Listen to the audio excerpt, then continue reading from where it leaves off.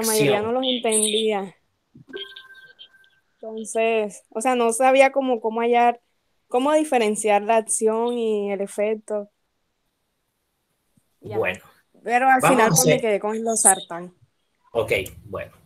Antes de explicar eso de los sartán, vuelvo a reiterar porque he visto esto, de que se están confundiendo en la diferencia entre acción y efecto, ¿vale? Y ahí enseguida explicamos el tuyo. Dentro de un mecanismo de acción de un fármaco, ¿verdad? Nosotros podemos dividirlo en dos partes, en la acción farmacológica y en el efecto farmacológico. Cuando nosotros hablamos de acción, recuerden ustedes, cuando hablen de acción, métanse enseguida qué es lo que pasa a nivel molecular en la célula, qué es lo que pasa a nivel molecular con la diana, qué pasa, se inhibe, se aumenta, pero hay que hablar de dianas, por eso ya nosotros estamos conociendo las dianas. Ah, que es una enzima, que es un receptor, que es una proteína transportadora, que es el ADN, que es la tubulina. Esas son las dianas. ¿Qué pasa con la diana? Entonces, cuando nosotros hablamos de acción farmacológica, tenemos que ver qué cambios se están produciendo en esa diana que genera el fármaco o que tiene el fármaco. Entonces, ¿qué cambios a nivel subcelular, molecular, bioquímico? ¿Qué pasa? ¿Se inactiva? ¿Se activa? Tal proteína pasa esto. ¿Qué es lo que pasa? Si nosotros vemos, por ejemplo, tu ejemplo, ¿verdad? Que es el losartán. El losartán es un fármaco que actúa ¿dónde? En el receptor AT1. Entonces, si tu fármaco llega al AT1, ¿qué pasa con el AT1? ¿Qué pasa? A partir de ahí comienza la acción. Porque tú ahí vas a decir, no, profe, mi fármaco se une al receptor AT1 y lo bloquea porque es un antagonista. Eso es una acción. Entonces tú estás diciendo, se antagoniza la activación del receptor AT1. Tú estás hablando de una acción porque estás hablando del cambio molecular que está ocurriendo ¿dónde? En la diana. Si tú vienes y bloqueas este receptor, lo estás antagonizando, lo estás inhibiendo con tu receptor, se va a generar también una acción. ¿Qué es? Entonces tienes que mirar dentro del mecanismo de acción. No, profe, este es un receptor acoplado a proteína G. Por tanto, la proteína G no se activa. Eso debe de salir. Tenemos que buscarlo en el mecanismo de acción. No se activa la proteína G. No se producen los segundos mensajeros IP3 y diacilglicerol. Esa es la acción. Todo es a nivel molecular. ¿En qué se ve reflejado eso? Profe, si disminuye la vasoconstricción arterial, disminuye la hipertensión. Ya estamos hablando a nivel sistémico, que es lo que dice aquí. Ya viene el efecto, cuáles son las consecuencias de esa acción. Entonces, con tu ejemplo, ¿verdad? Se disminuye la presión, se disminuye la vasoconstricción, se disminuye la hipertrofia cardíaca, se disminuye la retención de agua y de sodio en los riñones. Eso ya es el efecto, las consecuencias de esa acción que generó el fármaco. ¿Se entiende eso, Dayana? Sí, profe. Pues yo en el efecto sí puse, o sea, yo lo No, en el resalté ahí luego de efecto, que me decía que se producía como lo de la vasodilatación y la disminución de la presión arterial. La pero mira lo acción es que la tú, que creo que la pero es puse que mal. mira que tú en acción farmacológica colocas vasodilatación, ya la vasodilatación es el efecto, porque la No, no, vasodilatación, no. O míralo, sea, míralo yo aquí, coloqué, no, o míralo aquí donde sea, lo dice, míralo aquí. Ahí no, dice mire, acción lo que farmacológica. pasa es que o sea, ecológica está debajo de todo el texto que está arribita, entonces como que luego que ya me pasa eso es que ahí es donde señalo la acción. Lo que sigue después que dice acción farmacológica es lo que yo señalé como efecto. O sea, luego de que ya habla de la Ya, presión ya, ya, arterial ya, ya, y ya, eso. ya, ya te entendí, ya te entendí, ya te entendí. Ok, ok, ok. Sí, la acción todavía le falta ser un poquitico más específica porque tienes que decir bloquea el receptor, tal, tal. Pero claro, efecto farmacológico sí es vasodilatación, reducción de la resistencia, eso es efecto. Yo creo que a usted se les hace más fácil identificar el efecto farmacológico que la acción. Pero recuerden que para uno identificar, si ustedes identifican el efecto, automáticamente pueden por descarte identificar la acción. Ah, sí, bloqueó el receptor, pero ¿qué pasa? qué mecanismos se generaron para poder generar el efecto farmacológico. Ojo con eso, ¿vale? ¿Quién tienen dudas? Mira. Profe. ¿Quién dijo profe? Yo, Alejandra. Alejandra. Vamos a buscar el tuyo, Alejandra, enseguida. Mira, vamos, o sea, si ustedes tienen dudas, vamos a mirarlos, porque en 15 días vamos a hacer un quiz y le va a salir algo parecido a esto. Entonces, es mejor que ustedes saquen las dudas ahora, porque después va a ser peor. Yo ahora estoy revisando la tarea. Recuerden, a mí lo que menos me interesa es la nota. Quítense de la cabeza la nota. No, yo no quiero que el profesor me revise porque me va a poner mala nota. Vamos a tratar de quitarnos esos interrogantes que tenemos en la cabeza. Cuéntame, Alejandra. Tú trajiste la prednisolona. ¿Qué pasa? Bueno, a mí se me olvidó especificar qué color era la acción y qué color era el efecto. En este caso, pues, el color amarillo identifica la acción y el color azul identifica el efecto. Y normalmente, bueno, de los ejemplos que yo estuve buscando y leí, siempre en los mecanismos de acción ponían la acción y luego el efecto. O sea, no sé, yo noté eso. Y en este caso, pues yo puse la prednisolona, pues un medicamento que mi mamá... Para el tuyo, el amarillo es la acción.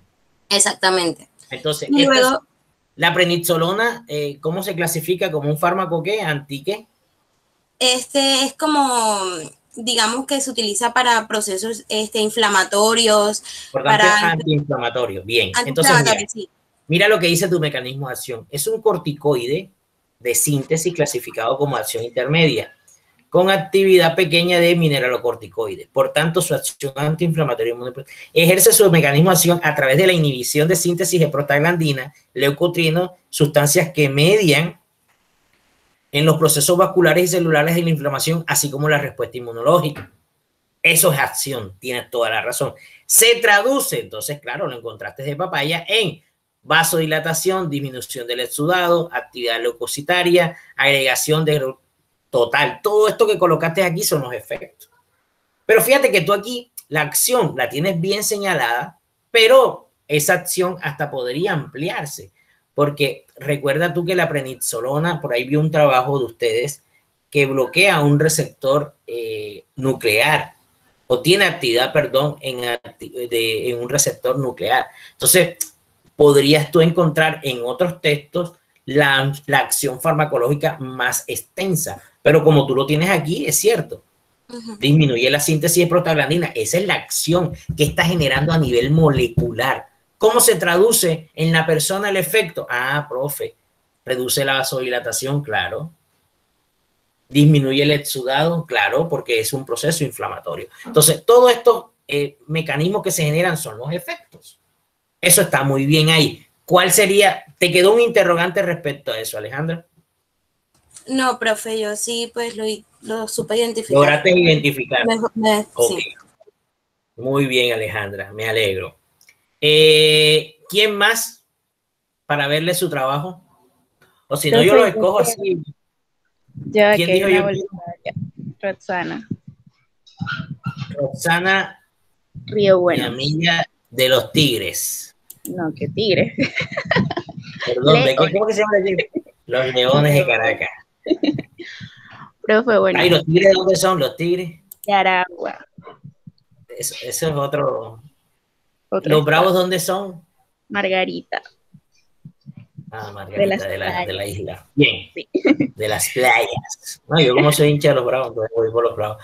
Oye, bien, Roxana. Roxana también lo separó por medio de colores. Trajo el fármaco, la risperidona. Sí, señor. Bueno, ¿qué pasa? ¿Este fármaco cómo se clasifica? ¿Como un fármaco qué? Antipsicótico. Un antipsicótico, perfecto. Bien. Ajá, bueno, cuéntame. En ese primer punto yo me demoré. ¿Por qué? Porque yo buscaba mecanismos de acción de medicamentos así. O sea, yo primero ingresaba al Vademecum, miraba algún medicamento que me llamara la atención, miraba el mecanismo, buscaba otro, y todos los mecanismos eran como muy pobres. O sea, no estaban así como ese que usted ve ahí. O sea, explica. El Vademecum no es mucho de... No. Yo, ¿sabes qué página les recomiendo a ustedes? Uno que, por ejemplo, yo, vamos a decir que voy a buscar un fármaco, vamos a poner metformina. Hay que yo coloco IQS. Yo no sé, esa página española, esta, IQV, perdón, es aquí, IQV. Esta página es española, un vademecum, pero un vademecum que en la mayoría de los fármacos tiene un buen mecanismo de acción. Mírenlo. Sí, para todos. Razón. Yo utilicé ese. A mí me salió ese, profe. Sí, sí, es bueno. Sí, a mí me gusta esta página, pero para cualquier medicamento. ¿Eh? Ahora sí, dime, Roxana. Bueno, entonces sí, al final escogí la risperidona porque vi que tenía bastante más, o sea, era más como más explícito, a pesar de que tampoco es tan extenso. Pero entonces mire que yo coloqué 2 partes como acción y 2 partes como efecto. El color lila es a la acción y el color azul es el efecto. Porque si se da cuenta, ahí hay un punto en el que habla como tal de los antipsicóticos convencionales, no específicamente de la risperidona. Y ya luego otra vez regresa a la risperidona. Entonces, mire que dice bueno, léalo, no sé, mire las partes de las acciones. Sí, sí, eso lo estoy viendo. Si tú lo tienes por acá abajo, por ejemplo, esto, la risperidona antagoniza los receptores de 2. Entonces, ya eso es acción, ¿cierto? Y dice, en el tracto mesocortical, la risperidona muestra un bloqueo serotonérgico. Eso sigue siendo acción porque es a nivel molecular. Bloqueo serotonérgico es bloquear los receptores de serotonina. Mira que aquí está hablando lo que ocasiona exceso de dopamina. Estamos hablando a nivel molecular. Después, ¿qué dice? Este exceso de dopamina eliminaría los síntomas negativos. Ya estamos hablando de efectos. ¿Vale? Entonces, es cuestión de cómo nosotros podemos analizar un mecanismo de acción y no confundir, y ojo, recuerden ustedes, porque nosotros vamos a ser profesionales en el medicamento, no confundir acción con efecto. Los efectos son las consecuencias que genera un fármaco. ¿Por medio de qué? De la acción. ¿Estamos? Pero tu ejemplo está súper bueno. Está bien, vamos. Jóvenes, ustedes saben buscar libros de farmacología en la biblioteca virtual de la universidad. Pregunto. Nada, profe. Aunque la profe Gina, bueno, no sé los que estén con Gina ahorita, creo que todos, supongo, nos compartió un link para los que no pudimos ingresar a la capacitación estudiantil, donde hay una capacitación para los profes, entonces de pronto ella nos dijo que lo viéramos. ¿Están atentos todos? ¿Están viendo mi pantalla? Sí, profe. Sí, profe. Ok, entonces esta es la página de la universidad, miren, ¿verdad? Para los amigos que están por graduarse hay ceremonia por ventanilla. Bueno, nos vamos por aquí, nos vamos a biblioteca, ¿vale? Nos vamos a biblioteca, página principal de la universidad, y nos vamos a biblioteca y le aparece la biblioteca de la universidad. Entonces, ¿cómo pueden ustedes tener acceso a la biblioteca virtual de la universidad y buscar libros sobre todo? Entonces, hay una base de datos, mírenlo aquí, dice enlaces, se van aquí a base de datos, ahí le dan link, un clic ahí y le sale acceso. Bueno, ¿y cómo lo van a hacer? ¿Cómo van a acceder? Obviamente con su entrada al campus. Yo entro con mi correo institucional y con mi misma clave o la asignan o el mismo clave de la que tienen ustedes para acceder al campus, ¿vale? Ahí de todos modos miran, verifican cómo es la clave. Ustedes entran a las bases de datos bibliográficas de la comunidad universitaria. Mira que pupi, hay que aprovechar esto porque si la universidad tiene este acceso, hombre, hay que aprovecharlo. Soy yo como docente y lo estoy aprovechando, ¿vale? Aquí les sale las diferentes, vamos a esperar que cargue bien, porque de todos modos los internet de nosotros, bueno, aquí les está cargando y les salen todas las bases de datos, miren, bases de datos de diferentes, digamos, temáticas, ¿verdad? Que es para toda la universidad, mire que hay de arquitectura, de educación, mire, sale uno de farmacia. Yo no utilizo esto porque, hombre, yo me voy a lo mío y yo les voy a explicar. Ya ustedes si quieren revisar y esto, yo me voy a esta base de datos. Perdón, ¿dónde está? ¿Dónde está? Access Pharmacy, esta que está aquí. La busca. Mira, aquí está Micromedet. Esta es muy buena. Yo se la recomiendo sobre todo para esta Micromedet para lo que es, sobre todo, ver interacciones de fármaco. Esta es muy buena.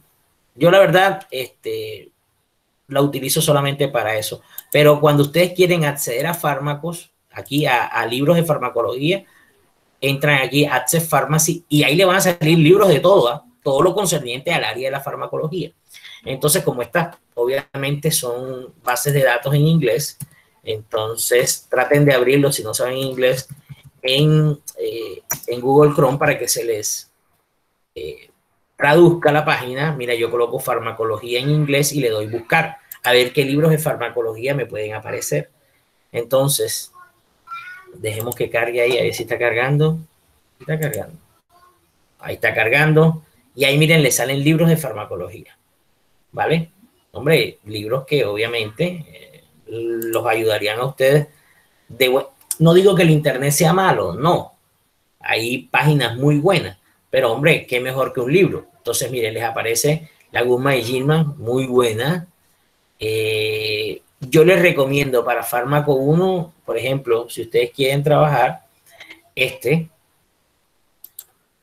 es un libro súper sencillo para trabajar farmacología, pero les recomiendo Farmacología Básica y Clínica de Katsun, 15ª edición. Cualquiera de estos dos, pero como esta es la más, porque aquí hay Katsun, mira, 13ª, 12ª, pero esta es la última. La de Katsun, le dan, este libro es espectacular. Este es el que anteriormente les abrí, miren, Principios Generales de la Farmacología. Mira, le salen principalmente lo que vamos a ver más adelante, que es farmacocinética. Teorías del receptor. Seguramente aquí les va a aparecer muchos de los temas que estamos viendo nosotros. Fármacos agonistas, eficacia, potencia, mírenlo. Le sale todo eso, le salen hasta monitos. Qué es eficacia y potencia, que también lo vamos a ver aquí, ¿vale? Le salen qué es un antagonista, que lo vamos a ver ahorita, mírenlo aquí. Entonces, miren el Katsun, también Super Puppy, mira, principios básicos, introducción, naturaleza. A mí me gusta más porque es más completo. Mira, receptores de fármaco y farmacodinamia, lo que estamos viendo nosotros ahora. Así que, jóvenes, aprovechen porque son libros muy buenos y que tenemos acceso por medio de la universidad. Mira, naturaleza, a ver, receptores, medían mecanismos de señalización y acción de los fármacos. Miren, aquí hablan mucho sobre mecanismos de acción. ¿Vale? Miren, esto lo vamos a ver más adelante. Receptores intracelulares. Miren, aquí hay alguien que hizo una tarea y tomó esta imagen, porque yo lo vi por ahí, ¿verdad? Y hablan sobre los diferentes tipos de receptores. Así que, jóvenes, ¿se entendió cómo pueden entrar a la página?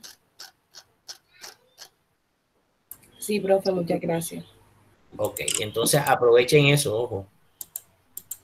Aprovechen eso y para que puedan utilizarla. Y eso no es solamente farmacología, ustedes colocan ahí, no sé, farmacocinética, ahora que están con la profesora Gina, y hay libros de farmacocinética súper buenos, pero súper buenos. Colocan farmacocinética en inglés y les van a salir unos libros espectaculares de farmacocinética, que están estudiando líquidos, que están estudiando sólidos, que cualquier cosa que hay ahí van a encontrar libros muy buenos. Y como ahora todo es virtual, entonces... Bien, ¿quién más tuvo problemas o le fue bien con la tarea? Dígame. Profesor, o sea, Kelly Olivares, yo tuve un inconveniente al subir la tarea. O sea, si bien mi tarea está entregada, ¿cierto? Pero subí el archivo que no era. ¿Puedo subir el...? A ver, Kelly, ¿dónde estás tú, Kelly? Vamos a ver, vamos a buscarte, Kelly Olivares.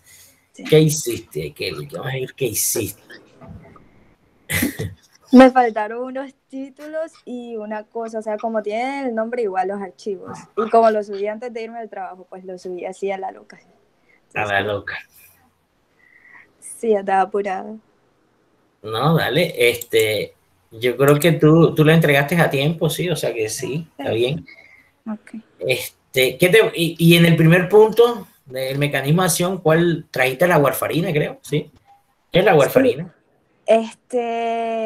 Es un inhibidor de la vitamina K, es un anticoagulante. Un anticoagulante. De hecho, yo la escogí porque en el semestre pasado, cuando estábamos dando bioquímica, pues estábamos dando sobre la vitamina K y nos pusieron a investigar fármacos y de hecho investigamos lo que fue el mecanismo de acción del acenocumarol. Exactamente. Y como la warfarina, también, el acenocumarol también es un anticoagulante, también investigué sobre la warfarina y ya tenía conocimiento sobre eso. Perfecto. Aquí tú hablas, ¿dónde? Tú no, aquí no separas acción de efecto, ¿cierto? No.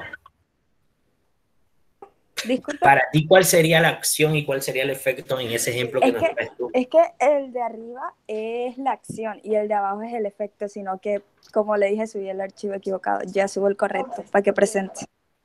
Ok, dale. ¿Quién más? ¿Quién más? ¿Quién más? Lorna, ¿a ti cómo te fue, Lorna? Cuéntame, profe. ¿Cómo te fue a ti con la tarea? Pues, en el momento Alprazolam. sí, profe. En el ¿Qué momento tal? de encontrar ese, o sea, yo quería como poner una imagen de algún fármaco para que explicara Total. más o menos, entonces era como difícil a veces encontrar las imágenes del mecanismo de acción. Esa es otra cosa que también les voy a enseñar. Dame un segundo, no. Ahí Ok, ahora hablamos. Si nosotros queremos buscar mecanismos de acción, imagínate que ahora ya puso alprazolam, ¿verdad? Entonces, alprazolam, mecanismo de acción. Entonces, yo quiero buscar imágenes, ¿verdad? Entonces, me voy a imágenes.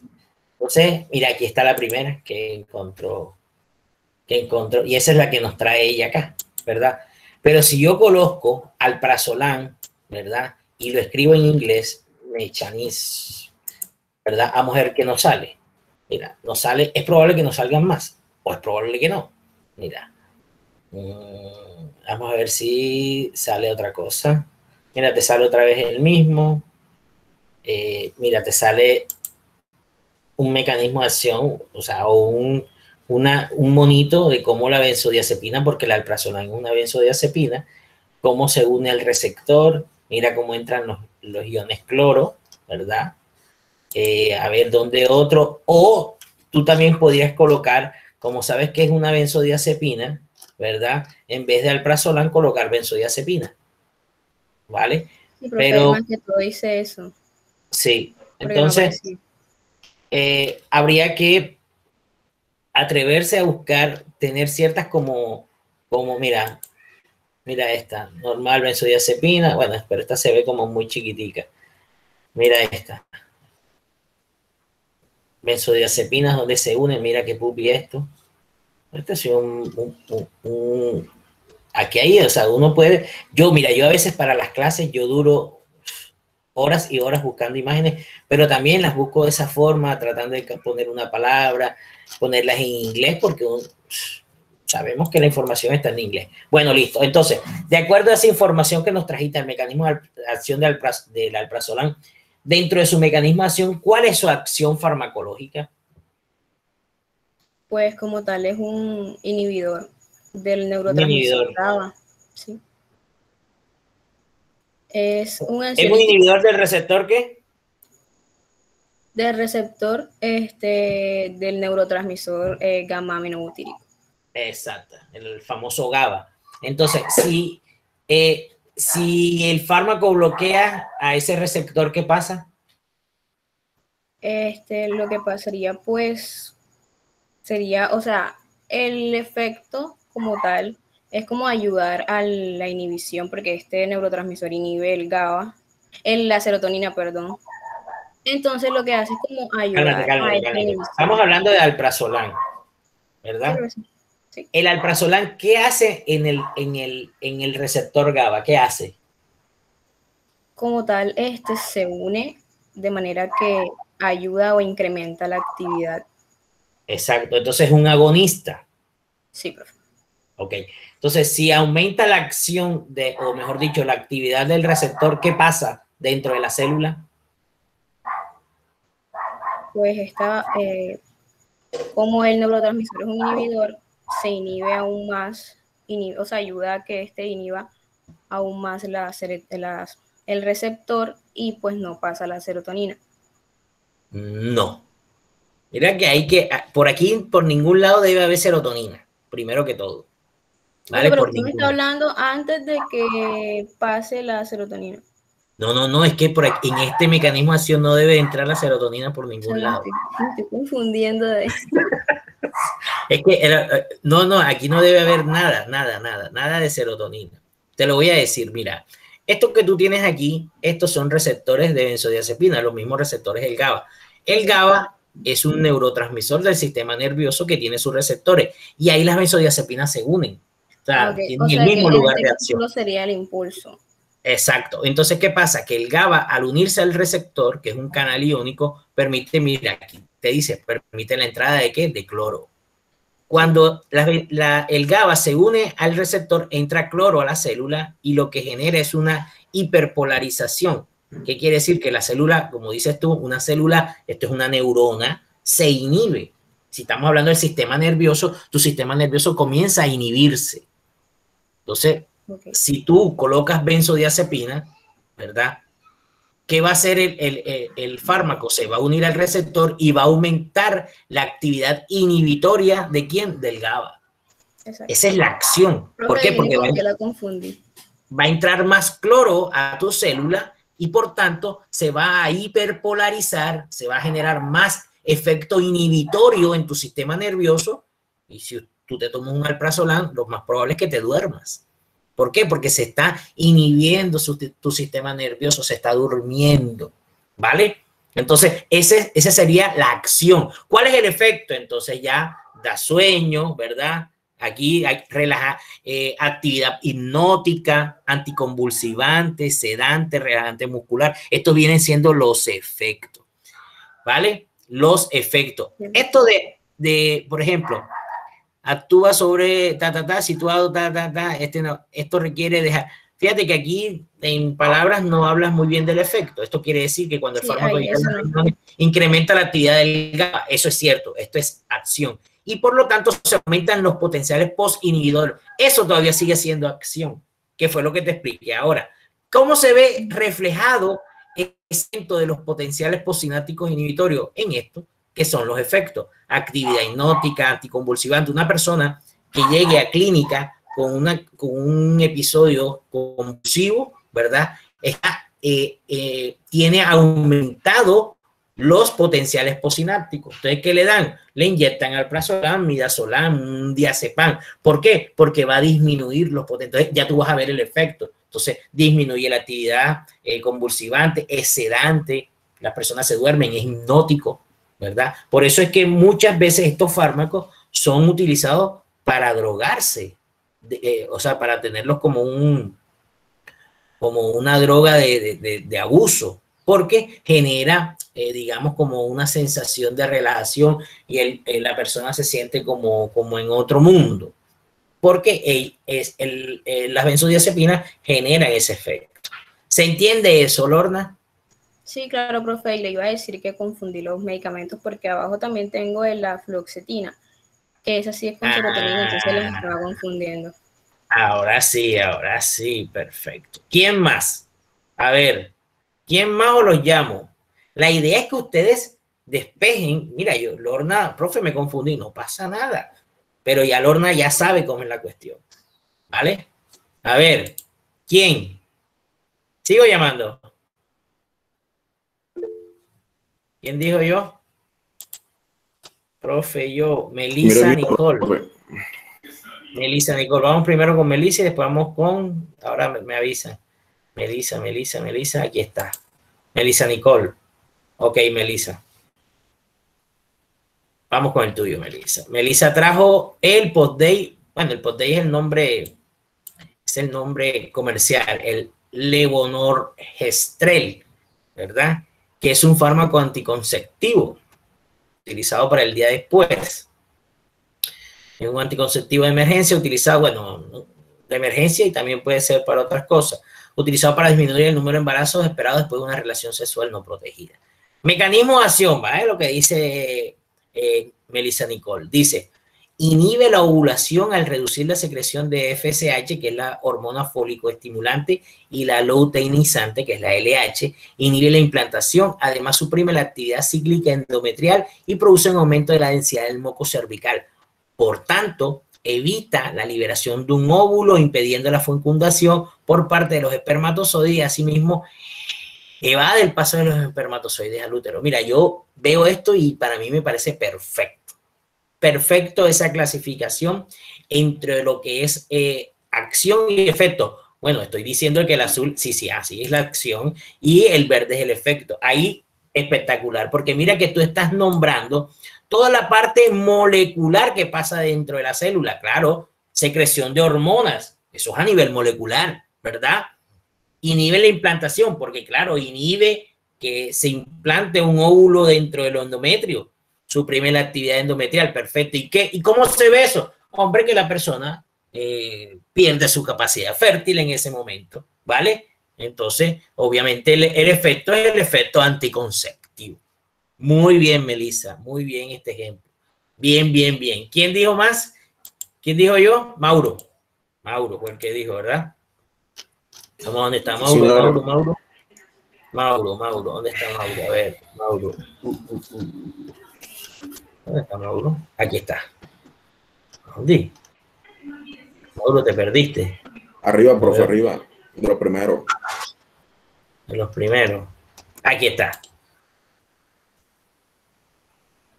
Bien. Mauro trajo la furosemida. Bien, cuéntame, Mauro. Bueno, la furosemida es un diurético del asa, o sea, que actúa en el asa de Henle, creo que se dice así. Sí. Y inhibe los cotransportes del sodio, el 2-cloruro y el potasio. Bueno, y sus efectos serían que el cloruro, el sodio y el potasio ¿cómo se dice? Se expulsan. Y por eso se baja la presión arterial. Bien. Entonces, yo estoy viendo cómo separaste entre acción y efecto. Yo lo veo perfecto. Porque la furosemida, primero, lo que tú dijiste, es un diurético. Cuando nosotros hablamos de un diurético es porque aumenta la diuresis, ¿verdad? ¿Qué quiere decir? Que aumenta el volumen de orina en una persona. Entonces, la furosemida, si tú te la tomas, te va a poner a orinar. ¿Pero por qué pone a orinar? Porque es que este es un fármaco que bloquea un sistema de transporte, ¿verdad? Nosotros en los riñones tenemos sistemas de transporte que sacan y meten iones dependiendo de la situación en que esté el paciente. Entonces, entre más saque sodio, sobre todo porque el sodio es el ion más osmótico que hay, desde el punto de vista osmótico en nuestro cuerpo. Entonces, ¿el qué hace? Saca de la sangre sodio, ¿verdad? Ese transportador y lo lleva a la luz de las vías urinarias. Si eso pasa, ¿verdad? El sodio atrae agua porque es osmótico y si trae más agua, tú vas a orinar. Pero ¿y por qué hace eso? Porque dentro de la presión arterial, una de las causas que se genera por la hipertensión, que es una enfermedad, es el aumento de la volemia. Y el aumento de la volemia es por la retención de sodio. Si tú retienes sodio, vas a retener líquido, porque el líquido se queda en tu cuerpo. ¿Para qué? Para controlar el equilibrio osmótico del sodio. Entonces, ¿qué hace este fármaco? Dice, oye, vamos a bloquear la reabsorción de sodio, ¿verdad? ¿Para qué? Para que el sodio pueda salir y se vaya con el agua. Entonces, una persona comienza a tener más número o mayor volumen de diuresis. Entonces, es lo que plantea aquí Mauro. Mauro dice, profe, la furosemida bloquea el sistema de transporte localizado en la membrana de la célula luminal. Mira que estamos hablando a nivel celular molecular. De la rama ascendente de la ASAL, esto es en el riñón, la eficacia de la acción saliurética de las furosemidas, por consiguiente, llega a los túbulos de los mecanismos de transporte, bien. Los efectos, entonces ya, aumento de la excreción de orina, eso es lo que se produce, ese es el efecto. Y si tú aumentas... Profe, una pregunta. Usted dijo que bloqueaba que el sodio saliera de la célula. No. Al contrario, permite que el sodio salga.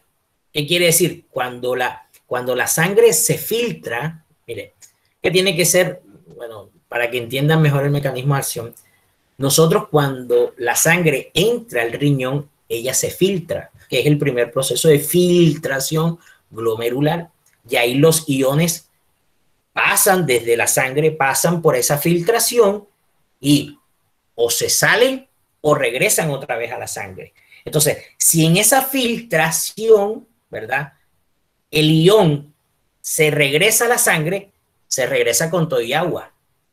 Pero si el ion sale para la orina, se va con el agua. Entonces, si se va con el agua, esa es una actividad diurética. Entonces, si se sale el agua junto con el sodio, estás quitando una de las causas de la hipertensión, que es la retención de sodio y agua. Entonces, por eso la furosemida lo que hace es evitar que cuando se genere la filtración, el sodio vuelva a ingresar a la sangre de nosotros. ¿Se entiende eso? ¿Se entiende? Entonces, eso es la acción que genera este fármaco. ¿Cómo se ve reflejado? Hombre, el efecto en mayor volumen de orina. Entonces, aumenta la excreción de diferentes, porque la furosemida bloquea tanto sodio, potasio y cloro. Entonces, tú vas a aumentar los niveles de excreción de sodio, potasio y cloro. Y eso se ve reflejado también en orina. Y si la persona sufre hipertensión, se le baja la presión arterial. ¿Se entiende eso? Ahí está la diferencia entre la acción desde el punto de vista molecular y los efectos del fármaco. ¿Está bien, Mauro? ¿Está bien? ¿Se entendió eso? Gracias, profe. ¿Se entendió esa explicación? ¿Quién me preguntó ahorita? Juan. Profe, o sea que si hay sodio dentro de la célula, si hay retención, eso indica que hay aumento de la presión arterial. El sodio es una de las causas por medio de las cuales se puede subir la presión arterial. Por eso es que las personas cuando sufren de hipertensión... Sí, profe, porque mire, por ejemplo, yo en el fármaco Digolsin que yo tomé, él inhibe la bomba, el intercambiador de bomba de sodio-potasio, y entonces esa retención de sodio activaba el intercambiador de calcio con sodio, y cuando ese calcio entraba a la célula... ¿Cuál es tu fármaco? Dentro de esa célula... ¿Quién me está hablando? Primero que todo, José. Vamos a buscarlo. ¿Dónde está José? Vamos a buscar a José. Vamos a buscar a José. ¿Cuál es tu fármaco, José? Digolsin, profe. Ah, pero ahí estamos hablando de otra célula. Ya ahí automáticamente cambia. Porque recuerden ustedes que el riñón filtra, ¿verdad? Es nuestro órgano filtrador de nuestra sangre. Como dicen por ahí, es quien nos limpia la sangre.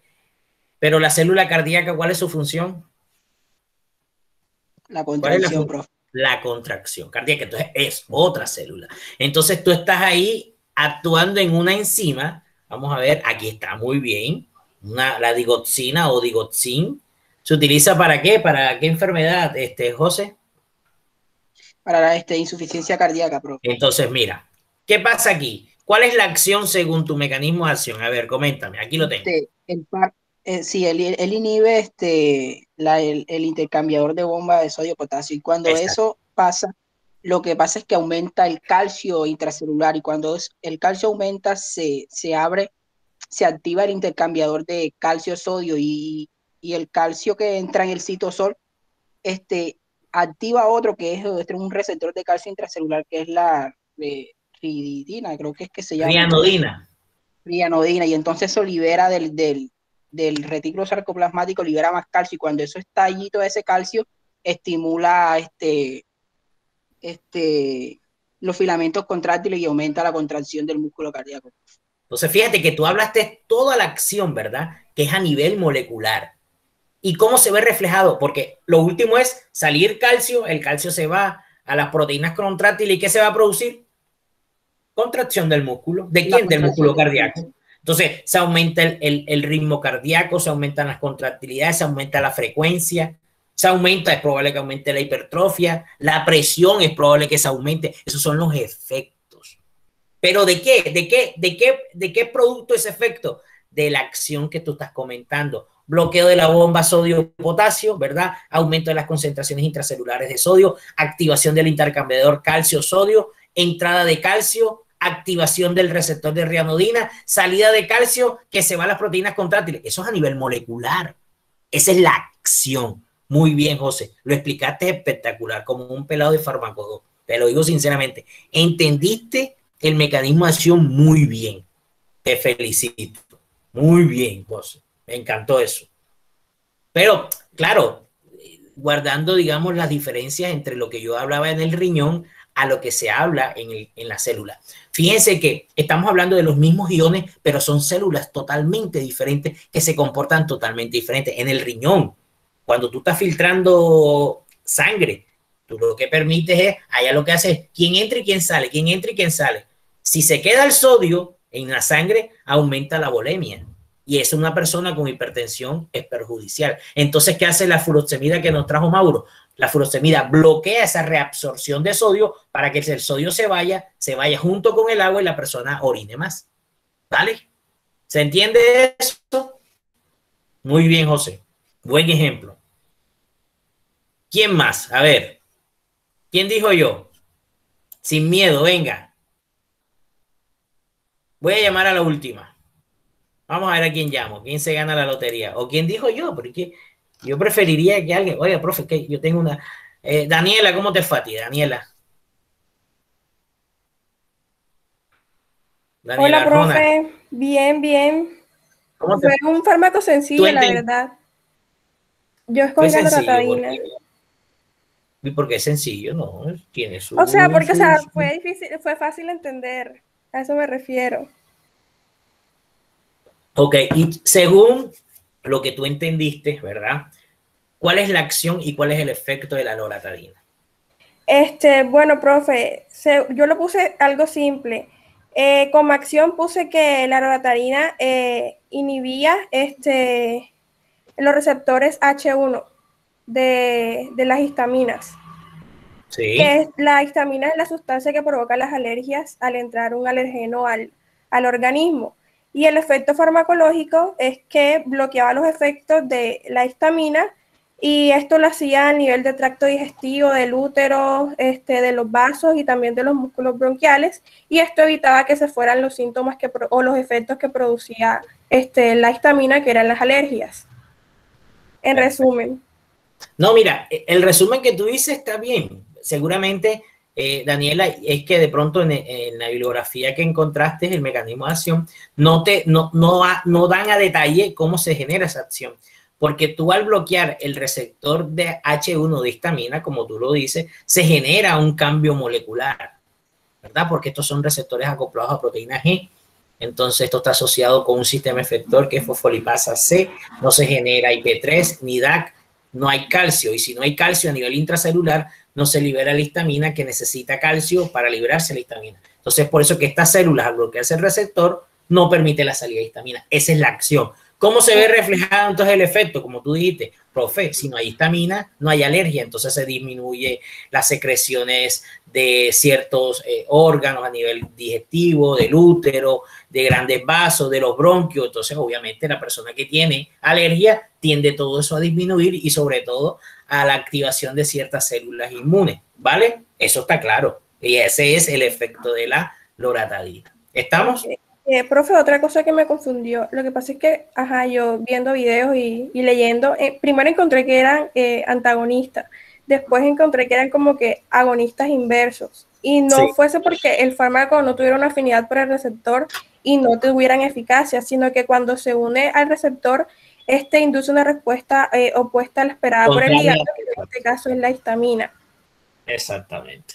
Entonces, ahorita vamos a ver el concepto de agonistas inversos. Es más, lo vamos a ver en este momento, Daniela, pero fíjate, ya están ustedes ahondándose en temas nuevos como lo que es un antagonista, lo que es un agonista, pero está bien, ahorita te va a quedar claro ese concepto de agonistas inversos. Bueno, jóvenes, aquellos que no llamé y que de pronto no quisieron participar, yo quisiera llamarlos a todos, pero se nos va la clase. Pero digamos que espero que hayan entendido esto de acción y efecto, que lo tengan muy claro porque seguramente en el quiz va a salir, ¿vale? Bien, dejamos esto por acá y comenzamos lo que es la clase de hoy, ¿verdad? Hoy vamos a hablar sobre los fármacos agonistas y fármacos antagonistas. Vamos a ver qué es eso. Ya nosotros en una diapositiva yo les dije, hey, agonista es activación del receptor o de la diana farmacológica y antagonista era la no activación del receptor, ¿cierto? Eso lo tenemos claro. Yo creo que la primera clase que dimos yo les hablé de que los fármacos podían comportarse como agonistas y como antagonistas. Cuando hablamos de agonistas es aquel fármaco que activa el receptor. Pero cuando hablamos de un antagonista es aquel que no activa el receptor o a la diana farmacológica. Aquí yo les traigo un ejemplo. Miren, primero el concepto. Los fármacos agonistas se unen y activan el receptor, lo que directa o indirectamente provoca un efecto. Entonces, ¿qué quiere decir? Que el agonista al unirse activa el receptor y va a generar un efecto. La activación del receptor implica, ojo, implica un cambio en la conformación a nivel de su estructura molecular. ¿Qué quiere decir? Que el agonista cumple o hace cumplir el Padre Nuestro de la farmacología que les dije yo en la clase pasada, que era fármaco que sea agonista, ¿verdad? Va a generar cambios conformacionales donde en el receptor. ¿Para qué? Para que se activen reacciones bioquímicas y se genere un efecto. ¿Sí o no que les dije eso? En lo que ustedes tienen que aprenderse como el credo, que es esto que está acá. Mírenlo. Cuando un fármaco se une a un receptor, genera cambios conformacionales, regulación de reacciones bioquímicas para que se genere un efecto. Esto lo cumple ¿quién? El agonista. Entonces, acá, el antagonista al unirse al receptor, ojo, compite, que es la mayoría, evita la unión de otras moléculas estabilizando al receptor en su estado inactivo. ¿Qué quiere decir? Que el antagonista genera un cambio conformacional en el receptor, pero ese cambio conformacional conlleva a que ese receptor va a estar en su estado inactivo. Por eso es que los antagonistas no activan el receptor. ¿Se entiende eso? Ojo con eso. ¿Se entiende? Si no entiendan, comienzan a preguntar. Profe, ¿lo puede repetir, porfa? Lo de los antagonistas. Sí. Ok. Ya hablamos de que los fármacos agonistas se unen al receptor, ¿verdad? Y provocan un efecto. ¿Pero por qué provocan un efecto? Porque ellos generan un cambio conformacional en la estructura molecular del receptor que hace de que ese fármaco se active. Bien, eso lo hace el agonista. ¿Pero qué hace el antagonista? El antagonista también se va a unir al receptor, también va a generar un cambio en el receptor, pero el cambio conformacional de la estructura del receptor hace de que el receptor quede en su estado inactivo. ¿Se va a generar un efecto? Seguramente se va a generar un efecto.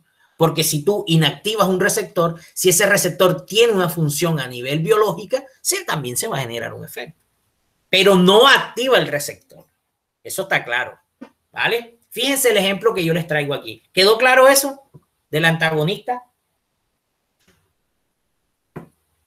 ¿Quedó claro ahí? ¿O no les quedó claro? Hablen. Profe, ¿y cuál sería el objetivo de los fármacos antagonistas? O sea, ¿cómo sería el objetivo? ¿Cuál es su función? ¿Por qué están? ¿Por qué están? O sea, si no activan el receptor. Su razón de ser. Exacto, su razón de ser. Te lo voy a decir con este ejemplo. Este que está aquí. ¿Quién preguntó? Un chico preguntó ahora. Mauro, ¿quién preguntó ahí? Yo iba a hacer una pregunta, profe. Dime, pregunta enseguida para mirar. Era que, o sea, usted dice que, o sea, el antagonista va a tener, no va a tener el mismo efecto que el agonista, pero va a tener un efecto. O sea, pero yo tenía entendido, o sea, porque nosotros ya habíamos visto este tema anteriormente, pero que el antagonista, o sea, se fijaba en el receptor, por decirlo así, pero, o sea, no tenía ningún tipo de efecto, no sé, aparte de que no tenía el efecto que hacía el agonista, perdón, no tenía ningún tipo de efecto. Pero no, a usted... ¿Quién le dijo eso? Para corregir. O sea, yo lo vi el semestre pasado, creo que fue en química farmacéutica, no sé si estoy mal. Pero, o sea, no sé si entendí mal o cómo fue la cosa. No. Mira, te voy a poner un ejemplo. Y va en relación a la pregunta anterior. Profe, si el antagonista no activa el receptor, ¿cuál es su razón de ser? Pero yo les dije, ojo, el antagonista, a pesar de no activar el receptor, genera un efecto farmacológico. Es más, la mayoría de fármacos que existen en la actualidad son antagonistas. O sea, son antagonistas. Por ahí, no sé, Daniela trajo la loratadina. Ajá, la loratadina. La loratadina es un antagonista y no genera un efecto. Sí. Bueno, entonces esa es su razón de ser. ¿Por qué? Porque está bloqueando un efecto biológico que está sobreestimulado. ¿Cuál? La alergia. Oye, si tú tienes alergia, tienes sobreestimulado el sistema histaminérgico, o sea, de la histamina. La histamina está, ¿por qué? Porque llegó un polen, porque miércoles le inyectaron penicilina y era alérgica, porque se tomó una aspirina, entonces se le despertó desde el punto de vista del sistema inmune la liberación de histamina y la persona comienza a lloriquear, le sale moco, se le obstruyen las vías respiratorias, se está ahogando, porque tiene la histamina a tope. ¿Qué hace? Se toma una loratadina, la loratadina antagoniza los efectos, o mejor dicho, la acción de la histamina y bloquea y mantiene el receptor como inactivado. ¿Cuál es el efecto? Disminución de la alergia. Ah, profe, o sea, ya entendí, sino que estaba confundiendo, o sea, como uno siempre me pasa, o sea, estaba confundiendo era lo de la acción farmacológica con lo del efecto farmacológico.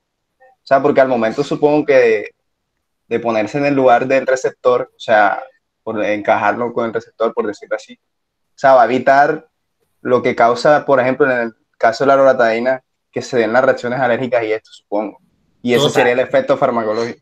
Total, ese es el efecto. El efecto lo genera o no lo genera. Si lo genera, porque si la histamina está ahí, le está generando la alergia, tómese la loratadina para que la alergia baje. ¿Y por medio de qué? De una acción antagonista. ¿De quién? De la loratadina.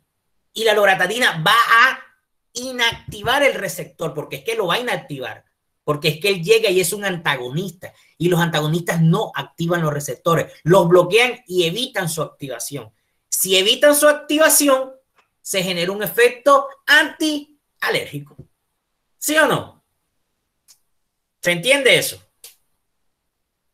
Sí, profe, Sí, profe. y los antagonistas tienen aparte una clasificación, o sea, una clasificación dentro de ellos, porque recuerdo que la risperidona, que fue el que yo traje, decía que es un antagonista selectivo. Entonces, Total.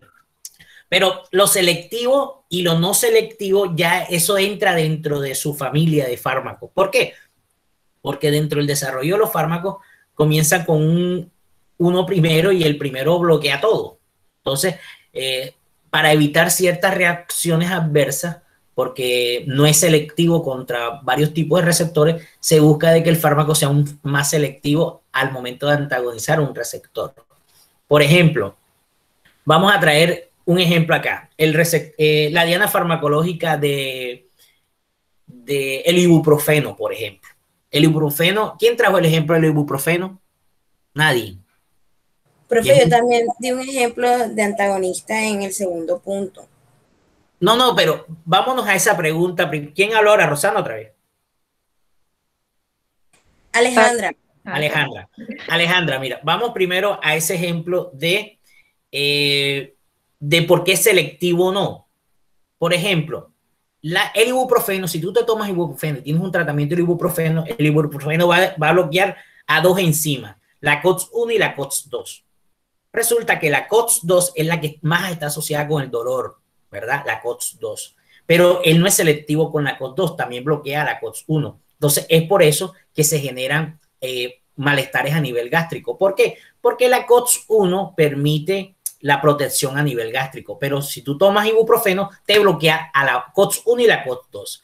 ¿Qué se hizo entonces? Se buscó un antagonista de la COX-2 selectivo. Entonces ahí es cuando hablan de que el fármaco es selectivo. ¿Para qué?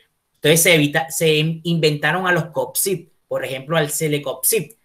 Esos son fármacos que inactivan selectivamente solamente a la COX-2 y la COX-1 la dejan quietecita para que no genere gastritis. Eso pasó seguramente con la risperidona. Se buscan fármacos más específicos o selectivos. ¿Para qué? Para evitar ciertas reacciones adversas. ¿Ya? Pero siguen siendo antagonistas. ¿Está claro ahí, Roxana? Sí, profe, impresionado por la cantidad de estudios que tuvieron que haber hecho para enterarse de todas las cosas. Total, eso no es de un día para otro. Ahora, Alejandra, ahora sí, permíteme que me digas tu pregunta, a ver. No, profe, más que todo era como un aporte, porque Sí. yo también di como ejemplo en el segundo punto un fármaco que también es antagonista del ácido fólico, que es el metrotexato, que actúa como un antineoplásico. Entonces, el efecto de ese, digamos que de ser antagonista del ácido fólico es que hace que interfiera en procesos de la síntesis de ADN, replicación celular y cosas así. Total. Y es un antagonista. Pero fíjate que en ese caso el metrotexato principalmente actúa como un inhibidor o un antagonista, un inhibidor de una enzima, ¿verdad? El metrotexato, desde el punto de vista estructural, copia, o mejor dicho, en su momento los investigadores decían, mira, si nosotros sintetizamos una estructura de un fármaco que se parezca a un sustrato endógeno, ¿verdad?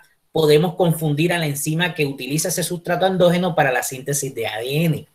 Entonces ahí fue cuando se inventaron el metrotexato. Entonces el metrotexato, como se parece al sustrato endógeno, él viene y se mete a la reacción de síntesis de ADN y dice, mira, no tomes al sustrato endógeno, tómame a mí. Entonces al metérsele en la reacción, confunde a la enzima limitante en esa reacción y por tanto la inhibe. Porque entonces la enzima lo toma él en vez del sustrato endógeno y lo que comienza a generarse no es ADN porque el metrotexato no hace parte del ADN. Y de esa forma genera su efecto, que es antitumoral. ¿Ya ves? No, es que la farmacología es muy bonita como para no quererla aprender, o sea, me perdonen. Entonces, fíjense el ejemplo que yo les muestro acá.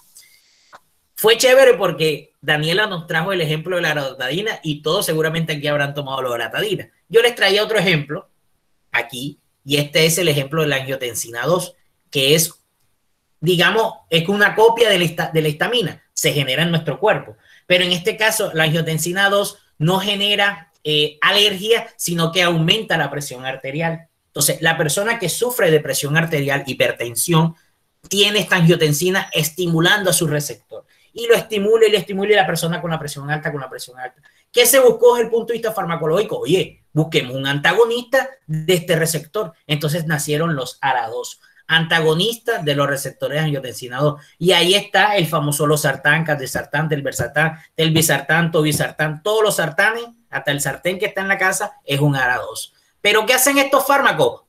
Antagonizan al receptor, por tanto, bloquean su activación. Miren que aquí, con la angiotensina hay activación, con el losartán no hay activación. Pero si están los dos juntos, mira los dos juntos cómo compiten y se dan trompaje, porque el losartán lo que es competitivo, y ahorita vamos a ver que es un antagonista competitivo. Él llega y se da muñeca aquí con el angiotensina y pelean. Y la activación es menor si la angiotensina estuviera sola. Entonces, de esa forma, en este antagonismo competitivo que origina el losartán, es que a una persona se le disminuye la presión arterial. ¿Genera efecto los antagonistas? Claro que sí. ¿Que no activan al receptor? Sí, pero generan un efecto farmacológico. Por tanto, lo más probable es que la acción sea inhibitoria, pero genera un efecto. Eso está claro. Eso deben de tenerlo claro hoy. Y no confundirse de pronto con lo que vieron en química farmacéutica. Seguimos. Fármacos agonistas. Ahora vamos a adentrarnos a cuáles son esos fármacos agonistas que podemos encontrar nosotros aquí en el mundo farmacológico. Primero, un agonista, ya sabemos, sí, profe, provoca una respuesta fisiológica, pueden ser naturales, artificiales, ¿verdad? Naturales principalmente a lo que le llamamos nosotros como endógenos, ¿verdad? De nuestro cuerpo, o aquellos artificiales que vienen siendo los exógenos, lo que que son exógenos extraños a nuestro cuerpo, que no lo genera nuestro cuerpo. Y un ejemplo de ello es lo que pasa con las endorfinas. Imaginemos que nosotros en nuestro cuerpo tenemos un sistema que se llama el de los receptores opiáceos, o mejor dicho, el sistema opioide en nuestro cuerpo. Entonces, ese sistema controla en nuestro cuerpo las sensaciones de dolor o las conducciones nerviosas asociadas con el dolor. Imaginemos que ustedes están sentados ahora escuchándome a mí súper cansado y quieren estirarse así, y se pegaron el codo con la pared. Uy, tal, y se pegaron así, ese dolor le da, ustedes se dan un sobito, uy, me pegué duro, tal. Ya a los 15 minutos no tienen dolor. Me pegó, dependiendo del dolor, hay unos hipotazos que duran un buen rato, pero se les va a quitar, porque el dolor no va a ser eterno, a no ser que se fracture. Cuando ustedes tienen esas pequeñas lesiones con ese, ustedes vienen y sienten el dolor, pero después se les va a bailar. ¿Por qué? Porque nuestro cuerpo está protegido frente a esas conducciones nerviosas de dolor. Entonces las endorfinas en nuestro cuerpo se liberan. ¿Y qué dicen? Oye, vaya, vamos a nuestro receptor, lo activamos y controlamos esas sensaciones de dolor. Eso hacen las endorfinas. Aquí está con la llavecita gris, un agonista natural, o sea, que lo genera nuestro cuerpo. Pero si ya es un dolor desde el punto de vista más neuropático, más fuerte, ya ustedes necesitan un fármaco. Entonces utilizamos los opioides. Resulta que los opioides, que son esos que se extraen del opio, por ahí una compañera, no sé quién fue, si igual Alejandra, que trajo el ejemplo de la... Ay, ¿cuál fue que trajo un ejemplo de...? Bueno, sí, de la morfina, ¿no? Entonces, los opioides, está la morfina, el fentanilo, el tramadol, todos esos fármacos, resulta que son agonistas también de ese receptor de opioides, también donde se unen las endorfinas. Pero resulta que estos agonistas son mucho más potentes. Entonces, la morfina, mira, con la llave roja entra ahí mismo en ese receptor. Aquí están como haciendo el símil de que la cerradura, ¿verdad? La entrada de la llave es el ligando y la cerradura viene siendo el receptor. Fíjense que estas dos llaves entran en esta misma cerradura generando efectos similares, sino que en este caso la heroína o la morfina, el fentanilo, generan la oxicodona, la metadona, generan efectos mucho más potentes que los agonistas endógenos. Entonces, ya vemos que pueden haber fármacos de origen endógeno, como la histamina, que es endógena, ¿verdad? Y en este caso, las endorfinas en el receptor opioide. ¿Hasta ahí todo bien? ¿Se entiende ese concepto ¿por qué? Porque ahorita voy a ponerle el ejemplo del antagonista con este mismo ejemplo de los agonistas. Entonces, ¿hay diferentes tipos de agonistas? Claro que sí. Entonces, vamos a hablar de los agonistas que son totales. Entonces, cuando hablamos de agonistas totales, también podemos llamarle agonistas completos. Se le llama agonistas totales o agonistas completos. ¿Por qué se le llama agonistas totales o agonistas completos? Porque son aquellos fármacos, ¿verdad?, que a cantidades o concentraciones suficientes son capaces de saturar sus receptores y sobre todo activar, porque son agonistas, activar su receptor y generar una respuesta máxima de ese sistema efector. Entonces, aquel fármaco agonista que se une a su receptor, lo activa, ¿verdad?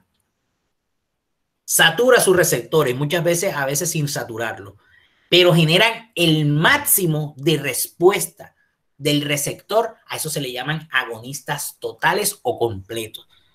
Eso sí, eso quiere decir que llega a un receptor y activan al receptor en su máximo, o el receptor responde de manera máxima a la estimulación de ese fármaco. A eso se le llama agonista total. ¿Se entiende ese concepto? Nada más con decírselo, se lo explico por medio de la gráfica. ¿Se entiende ese concepto? Agonista total, hombre, profe, que al activar su receptor genera una respuesta máxima de él, tal cual. ¿Cómo se ve graficado en esto aquí, en la gráfica A? Aquí estamos viendo en el eje de las Y, vemos respuesta en porcentaje. ¿Respuesta de qué? De un sistema, en este caso, efector o del receptor. Aquí vamos de 0% a 100%. Y en el eje de las X va la concentración. Aquí, digamos, número al azar. 1, 2, 3, 4, 5, 6, 7. Pero también puede ser 100, 200, 300, 1000, 2000, 3000. Eso a medida que va hacia la derecha aumenta la concentración. Y estamos viendo los efectos de dos fármacos agonista A y agonista B. El agonista A yo le pongo el nombre de fentanilo y al agonista B yo le pongo el nombre de morfina. Ojo, siguen siendo agonistas que opioides, o sea, que están asociados a este receptor, ¿vale? Entonces, el fentanilo y la morfina, mírenlo, ¿generan un máximo de respuesta? Pregunto, ¿generan un máximo de respuesta? Pregunto a ustedes, ¿generan un máximo de respuesta al estimular el receptor? Sí. Los dos. Pues sí, es de acuerdo a la gráfica, sí. Sí, profe. Entonces, tanto al agonista A como al agonista B se le pueden llamar agonistas totales, ¿cierto? Sí. Sí. Exactamente. Entonces, el fentanilo y la morfina en el receptor opioide son agonistas totales porque generan un máximo de respuesta en su receptor. Eso está claro. Y miren, la imagen lo dice, ¿cierto? Bien. Ahora vayámonos a otro tipo de agonista, que es el agonista parcial. La misma palabra lo dice. Genera una respuesta parcial, ¿verdad? O provoca una respuesta parcial a la respuesta máxima que puede generar el receptor.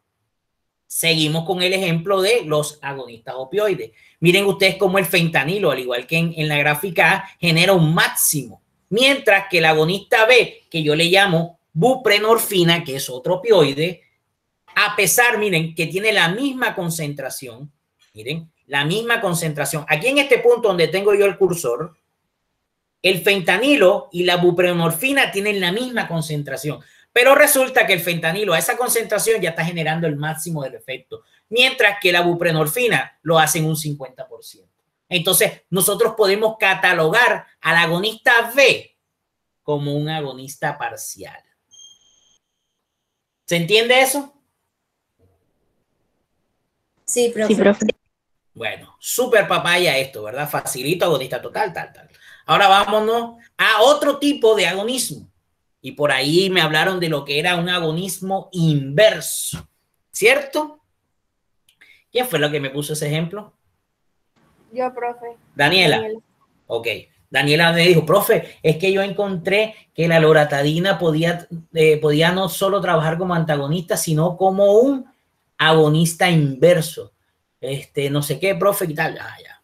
Miércoles, ¿qué es eso, agonismo inverso? Entonces nos encontramos que los agonismos inversos vienen siendo aquellos compuestos que se unen a un receptor, pero producen el efecto contrario al agonista aceptado. Entonces, ¿qué quiere decir? Que en ese caso la loratadina, aparte de poder, porque puede pasar, bloquear el receptor o unirse al receptor y evitar la acción de la histamina, está generando el efecto opuesto a la histamina. Entonces, si la histamina exacerba las reacciones alérgicas, aumenta la secreción de moco, aumenta la liberación de ciertas sustancias quimiotácticas que activen las células inmunes, pues la loratadina hace lo contrario, disminuye la liberación de estas, entonces hace lo contrario, ¿vale? A eso se le llama agonismo inverso, que hace totalmente lo contrario a lo que hace un agonista aceptado. ¿Por qué no es un antagonista? Profe, pero entonces puede ser un antagonista. No, porque los antagonistas no activan el receptor. Mientras que estos fármacos que se les considera agonistas inversos tienen la capacidad de activar un receptor, pero generando una respuesta contraria a la que hace el agonista completo o agonista parcial. O sea, profe, la diferencia es que los antagonistas no activan el receptor. No activan. Se unen, pero no lo activan. En cambio, estos sí los activan, pero causan un efecto contrario al ligando correspondiente, que sería la histamina en el caso de la otra. Ok. Mira, mira, aquí está. Con esta imagen te lo voy a explicar. Esta es la histamina, el verde, ¿verdad? ¿Y qué te dijeron en la bibliografía? Oye, la loratadina puede actuar como agonista inverso. ¿Cierto que te dijeron eso? Entonces, si aquí el efecto, ¿cuál es? Miren que el efecto es positivo en este caso. Bueno, no hablemos de positivo, sino activación del receptor y generación de un efecto. Esto es un agonismo. Agonismo hasta podemos decir completo, ¿verdad? Mientras que el azul es parcial, de acuerdo a lo que hemos aprendido. Bien. Entonces, ¿qué pasa? El antagonista es la línea verde. El antagonista no hace nada. él inactiva el receptor. Pero la inactivación de un receptor no necesariamente se ve reflejado a que no se genere un efecto. Ojo, porque ya comprobamos que el bloqueo de un receptor o la inactivación de un receptor puede generar efecto. Pero ¿qué pasa? Que hay fármacos y mira, y yo les digo algo, el concepto de agonismo inverso es muy nuevo. Eso tendrá nuevo 20 años, sí, por ahí 20 años. El concepto de agonismo inverso. ¿Por qué? Porque se ha demostrado que de pronto fármacos que uno considera antagonistas es que se comportan como agonistas inversos. Entonces, en este caso, la loratadina, en vez de coger para acá, él dice, no, yo hago el efecto contrario a lo que hace la histamina. Si la histamina induce aumento de la proliferación de células inmunes asociadas a la alergia, como los eosinófilos, basófilos, entonces la loratadina disminuye la proliferación de esas células, hace lo contrario. En cambio, un antagonista que dice, él para eso. O sea, él ni lo aumenta ni lo disminuye, pero sí lo para. Si se está aumentando la proliferación, lo para. En cambio, la loratadina disminuye la proliferación, que es contrario al efecto del agonista. Entonces, el concepto de agonismo hoy en día es nuevo y se está tratando de estudiar cuántos antagonistas se consideran hoy en día agonistas inversos. Porque, ¿qué decían? No, si hay un agonista y genera un efecto y el fármaco X se comporta de que no activa el receptor, se considera antagonista. Pero resulta que muchos fármacos, por ejemplo la loratadina, se ha demostrado que también ejercen un efecto contrario, por tanto es un agonista inverso. Fíjense el ejemplo aquí del canal de cloro, que es el mismo receptor del GABA. Aquí, ¿quién fue que nos habló del GABA hoy? Hoy nos habló del GABA. Ay, cambia. Profe, ¿Yo quién? Lorna. Lorna nos habló hoy del alprazolam. El alprazolam se une a este receptor, pero este receptor, que es un canal iónico de cloro, ¿verdad? Es el sitio del GABA, que es un ligando endógeno. El GABA lo producimos nosotros para mantener un equilibrio en el sistema nervioso. Recuerden que el GABA es inhibitorio. Entonces, aquí en este canal, las benzodiazepinas tienen sus sitios de unión porque son agonistas, ¿verdad? Aquí lo dice. ¿Agonistas quién? El diazepam. Como el alprazolam también es agonista aquí. ¿Quiénes son los agonistas parciales? El bretasenil. O sea, ¿qué quiere decir? Que el bretasenil estimula el receptor de forma parcial en comparación con el diazepam. Pero resulta que hay unos agonistas inversos como la beta-carbonila. La beta-carbonila y todos sus derivados tienen la capacidad de ejercer el efecto contrario al agonista que es el diazepam. Lo mismo pasa con la histadina, con la loratadina, ¿vale? Entonces, ya hay un concepto nuevo de agonista, pero desde el punto de vista, ¿verdad?, de activación del receptor, lo hace en forma contraria o el efecto opuesto al agonista. ¿Se entiende el concepto ese de agonismo inverso? ¿Se entiende? Sí, profe. Okay. Sí, profe. Entonces, hay una propiedad o una característica que cumple un fármaco agonista y es la eficacia. La eficacia es una característica de los fármacos, sobre todo en aquellos fármacos que tienen la capacidad de activar un receptor y generar una respuesta. Entonces, si nosotros hablamos de agonismos, los agonismos tienen eficacia. ¿Por qué? Porque ellos tienen capacidad de activar un receptor y generar una respuesta. ¿Pero qué hace un antagonista? Un antagonista no activa el receptor. Por tanto, los antagonistas no tienen eficacia. ¿Generan efectos? Sí, pero no tienen eficacia. ¿Quiénes tienen eficacia? Los agonistas. Si hablamos de un agonista completo, tiene una alta eficacia. Si hablamos de un agonista parcial, vamos a hablar de una eficacia mediana o baja eficacia, ¿vale? Para que entiendan eso. Bien, ahora, listo, ya sabemos qué es agonismo. Sí, profe, hay agonistas completos, hay agonistas parciales, hay agonistas inversos, profe. Los agonistas tienen una característica principal y es la eficacia. Y entonces yo digo, bueno, ¿y cómo se calcula la eficacia? Entonces, la eficacia, siendo una de las características, se puede cuantificar o se puede determinar, al igual que la potencia. Entonces, el agonismo se cuantifica determinando la potencia o eficacia de los fármacos. Entonces, yo les traigo dos ejemplos acá. Potencia relativa y eficacia relativa. ¿Cómo se determina eso en los fármacos? Entonces, por ahí Rosana dijo, uy, profe, pero esto debe ser un trabajo bien teso. Sí, señor, esto es un trabajo bien teso.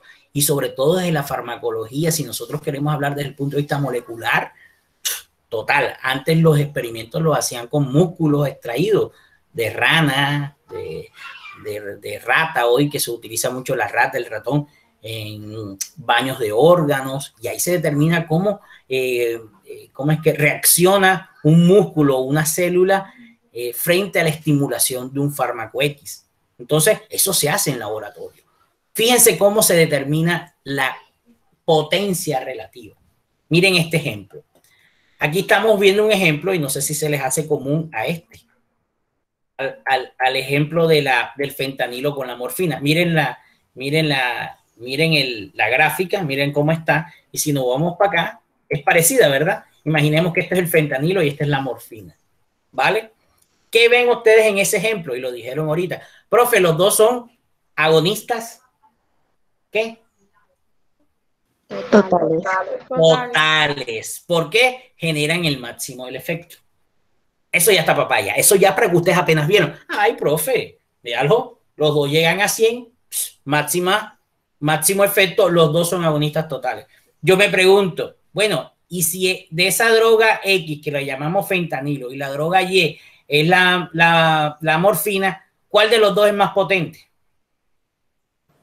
El fentanilo, que es el X. ¿Por qué? Porque a menor concentración se activa, o sea, alcanza más rápido. ¿Quién me habla ahí? Alejandra. Alejandra, que no logro todavía identificar todo. Tú tienes toda la razón. Entonces, fíjense, los dos son agonistas totales, pero resulta que el fentanilo es más potente que la morfina. ¿Por qué? Porque a menor concentración, recuerden que aquí es concentración, fíjense que aquí, pongamos esto con números, 0, 1, 2, 3. Al 2 de concentración, ya el fentanilo está generando el máximo, mientras que la morfina a la concentración 3 es que genera el máximo. Por tanto, el fentanilo es más potente que la morfina. ¿Sí lo pillaron? Profe, yo tengo una pregunta. Dígame. Para que sea total tiene que llegar completamente al 100, o sea, si está en 95, por ejemplo. Ya, si nos vamos a poner con esas, o sea. Ya. No, porque es que, por ejemplo, puedes, en ese mismo ejemplo que usted está dando, donde está el fármaco X y el fármaco Y, puede que, por ejemplo, el rojo llegue hasta 95 con menor concentración, pero vamos a ver que el del Y llega hasta 100, pero con mayor concentración. O sea, ¿cómo sería en ese caso? ¿Sí No. Es que tú no puedes decir que él llegó a 100 con máxima. O sea, cuando hablan mayor concentración, eso no te está diciendo que es más, como más fuerte, digamos. No, o sea, porque te entendí fue eso. Mayor concentración es que necesita más concentración para poder generar un efecto máximo. Eso es lo que te dice la gráfica. Entonces, si tú me dices, no, profe, aquí ya las dos líneas están en 100, o sea, no debemos mentir. Tú dices porque de pronto aquí el rojito está por abajito y el morado ya está pegado. Eso es lo que tú tratas de No, profe, yo pensé en otra situación que no fuese... Ya. No, o sea, si tú estamos hablando de un fármaco que puede generar un 95%, ya eso podría decir de un agonista total, o sea, para que no vamos a decir mentiras. De pronto es que en ese caso, el receptor genera el máximo de su actividad es 95, no 100. Puede pasar eso. Pero obviamente en cuestiones de conceptualización, nosotros tenemos que decir el máximo, 100%, ¿vale? Para no confundirnos. Pero ¿se entiende eso de potencia relativa? ¿Se entiende? Dígame. No, que estaba diciendo que igual, con el ejemplo de la compañera, igual el que estuviese en 95 sería mejor, o sea, sería más efectivo porque aún estando en 95, con menor concentración alcanza ese máximo. Exactamente. En cambio, tendrías que colocarle, o sea, tendría que estar más concentrado para llegar a 100. Entonces, igual. Aquí la clave es que se necesita menos concentración. Esa es la clave. O sea, porque fíjense, si nosotros hablamos a la misma concentración, fíjense, a la concentración 1, Ya el fentanilo está generando el 50%, mientras que la morfina todavía no ha generado efecto. ¿Sí lo ven? A la concentración 1 aquí, ya hay ese 50 para el fentanilo, o sea que ya está generando el 50% del máximo, mientras que la morfina aún no ha generado efecto. A una concentración 1. A la concentración 2, ya el fentanilo está generando el 100, mientras que la morfina apenas está generando el 50. ¿Se ve eso? ¿Se entiende? Sí, profe. Ok, perfecto. Entonces, fíjense que aquí hay diferenciación en concentración para generación de efecto. Ahora nos vamos a las eficacias relativas. ¿Qué observamos nosotros en un fármaco X y en un fármaco Y? Mírenlo aquí y nos vamos a esta también. Uy, profe, usted copió estas gráficas. Aquí yo puse fentanilo y aquí yo puse buprenorfina. Aquí yo hablé de qué tipo de agonismo es el fentanilo. Total. Total. ¿Y la buprenorfina? Parcial. Ok, entonces lo vemos aquí. El agonismo total del fentanilo y el agonismo parcial de la buprenorfina. ¿Qué quiere decirles eso? Que el fármaco fentanilo tiene mayor eficacia o es más eficaz que la buprenorfina. ¿Por qué? Porque a la misma concentración, el fármaco fentanilo o la droga X genera un 100% del efecto, mientras que la buprenorfina, que es la droga Y, solamente genera un efecto parcial o del 50%. Y nosotros ahí estamos hablando de eficacia, que es lo que yo les dije aquí. La eficacia, un agonismo completo tiene una alta eficacia, mientras que un agonista parcial tiene una eficacia baja. Es lo que se presenta aquí. ¿Se entiende eso? Sí, profe. Sí, profe. Perfecto. Muy bien, seguimos. Entonces, ahora nos vamos a los fármacos antagonistas, que estos son, vamos, pensaría yo que más de la mitad de los fármacos que existen en la actualidad son antagonistas, ¿vale? Los fármacos antagonistas, ya sabemos, no activan receptores, pero se unen a ellos y generan una conformación en el receptor que permite que el receptor no se active o la diana farmacológica no se active. Seguimos con el ejemplo, ojo, de los opioides. Este es el receptor opioide, ¿verdad? Y fíjense cómo la llave X, que era la endorfina, y la llave roja, que era el opioide, no entran al receptor porque llegó una llave naranja, que viene siendo el antagonista. Él se une al receptor, mírenlo. ¿Pero qué hacen? No lo activan. Miran aquí la imagen anterior. Fíjense cómo la unión de los agonistas activaban al receptor. En este caso, el antagonista no activa el receptor. ¿Va a generar un efecto? Obvio que sí. Para el receptor opioide, su antagonista por excelencia es la naloxona. Imaginemos nosotros si una persona tiene una sobredosis por opioide, por fentanilo o por morfina, esa persona lo más probable es que muera, producto de los efectos que genera la morfina. La morfina genera paro cardiorrespiratorio, porque es que la morfina, el efecto de los receptores opioides es disminuir las sensaciones de dolor si hablamos de dolor, pero si se aumentan las concentraciones, los opioides lo que generan es una inhibición total de nuestro sistema. Entonces se van inhibiendo cada uno de los sistemas hasta llegar al corazón y a los pulmones y la persona se muere prácticamente con su saliva, porque eso es lo que pasa en una sobredosis por opioides. Entonces, ¿qué pasa? Y lo que pasó en Estados Unidos con la crisis del fentanilo o de los opioides todavía está, pero hubo épocas mucho más tremendas, donde las personas se morían en sus casas. Ellos salían, compraban la morfina o la heroína o el fentanilo, lo compraban en la calle, se iban para su casa, se drogaban, se sentían chéveres, se acostaban y ellos ahí solitos se morían, ahogados con su propia saliva. Y en Estados Unidos los laboratorios farmacéuticos generaron un antagonista de los receptores opioides llamado naloxona. Entonces la naloxona en Estados Unidos es, digamos, como un medicamento vital dentro del botiquín de los bomberos. Miren ustedes, de los bomberos. Los bomberos en Estados Unidos tienen sí o sí naloxona dentro de su botiquín. ¿Por qué? Porque cuando los llaman, pila, hay una emergencia, un man se está muriendo, lo primero que hacen es inyectarle naloxona a una persona que está sufriendo una sobredosis. ¿Por qué? Porque la naloxona viene y se une al receptor y automáticamente bloquea las acciones de sus agonistas y se genera un efecto contrario al que generan los agonistas.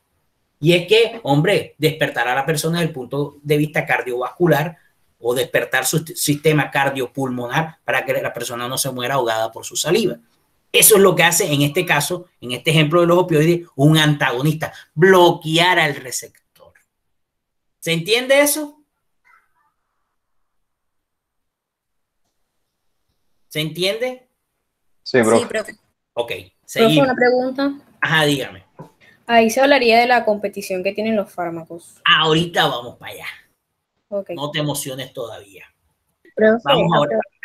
aquí que usted habla acerca de eso, es que me acordé de algo. Una vez yo me vi una serie de en Netflix. Sí. Super pero pupi, ¿eh? No sé cuál está hablando usted, ya va.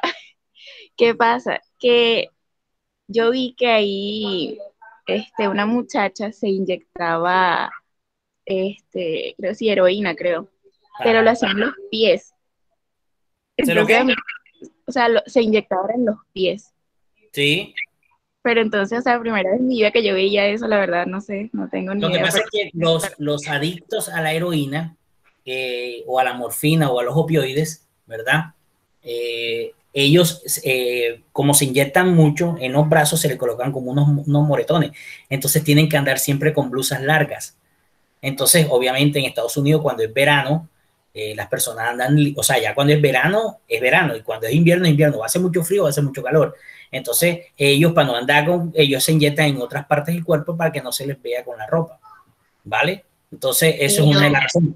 Pero obviamente, la morfina y esto se absorbe en cualquier parte del cuerpo. O sea, obviamente, si tú quieres generarte un efecto mucho más rápido, va directo a la vena, pero tú te lo puedes inyectar en un músculo y al final tú vas a sentir efecto, ¿vale? Pero es por eso. Sí, eso era lo que quería saber, porque, o sea, raro que se inyecten en los pies, no creo que otros fármacos hagan la misma función. Y no, otra pero es por las cosa, características que tiene el fármaco. Sí, dime. Y otra cosa era, no, hacer el comentario de que en Estados Unidos ya como que crearon unas cabinas, algo así, como para que o sea, ya les dan las dosis a ellos para, como se ha convertido en un problema de salud pública. Total, y le dan una dosis cuantificada que no sea para sobredosis, para que las personas no entren en el periodo de abstinencia, que eso es peor porque las personas prácticamente por su dependencia, ya no es una dependencia psicológica, sino física. El cuerpo se descompensa y las personas pueden morir. Las personas entran en una desesperación que prácticamente mueren. Entonces, eso es como un tratamiento, se les va bajando la dosis, se les va bajando la dosis. Esos son tratamientos que hacen. Por ahí hay un candidato presidencial en las anteriores habló de las adicciones a las drogas como una enfermedad y todo el mundo le cayó encima. Pero no saben de que estos fármacos al final lo que generan es una enfermedad, que es la dependencia a los fármacos, y tienen que tratarse como tal. No es que, oye, mira, si es un adicto a la heroína, bueno, ya no le vendan la heroína y ya. No, señor, esa persona queda afectada. Entonces, ahí la importancia de unos buenos planes de salud pública, ¿vale?